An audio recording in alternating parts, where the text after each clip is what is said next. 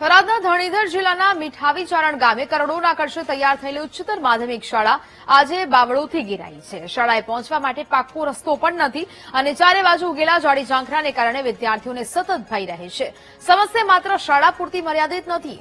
ગયા 3 રસ્તાથી મીઠાવી ચારણ અને મીઠાવી રાણાથી તખતપુરા સુધીના મુખ્ય માર્ગો પર પણ બાવળો રસ્તા સુધી નમી આવ્યા છે। કટીલા બાવળોને કારણે વાહન ચાલકો માટે અકસ્માતનું જોખમ વધ્યું છે।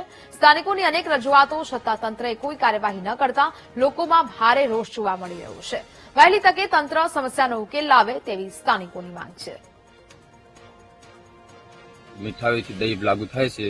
આ રસ્તો રેતી બહુ છે, સાધન નથી હેડતા, પાકા રસ્તાની જરૂર છે। ચોમાસી તકલીફ પડે છે, બાવળ બહુ છે, હાલમાં તકલીફ છે। મહેરબાની કરીને આ રસ્તો કરી આપો। અમારે રસ્તાની સમસ્યા તેમાંથી દૈયપ મીઠાવી ચારણથી દૈયપનો હાલ શેર થઈને દૈયપથી બોલે છે। રોડ ડોમર રોડ 2 કિલોમીટર બનાવેલો છે, નારાયણ મીઠાવી ચારણ બનાવેલો નથી। એના કારણે રસ્તો ડોમરનો બનાવી આપવો અથવા ડોમર બોલતો હશે તો મને ખબર નથી, પણ રસ્તો હાલ છે નહીં।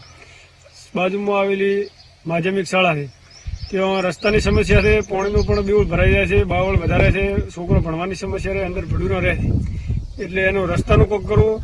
શાળાના બેઉલ દૈયપ ગ્રુપ ગ્રામ પંચાયત સરપંચને પણ વિનંતી કરી આના બાવળ ઘટાડવા। અમારે સમસ્યા આ શાળાની અંદર કોઈ નાનો છોકરો, કોઈ છોકરીઓ નાની કોઈ શાળાની અંદર ભણવા આવી શકતી નથી।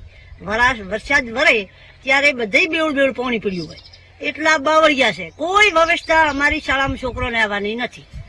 એટલે ઠેઠ અહીંથી કરી અને દહીબ સુધીનો અડધી ભોય ડમર રોડ બનેલો છે, અડધી ભોય ઓમ નોમ પડ્યો છે, ખાડા અને ખચરા। કોઈ સાધન ના આવી કે કોઈ છોકરો ના આવી કે કોઈ વ્યવસ્થા નથી અમારી શાળાની અંદર।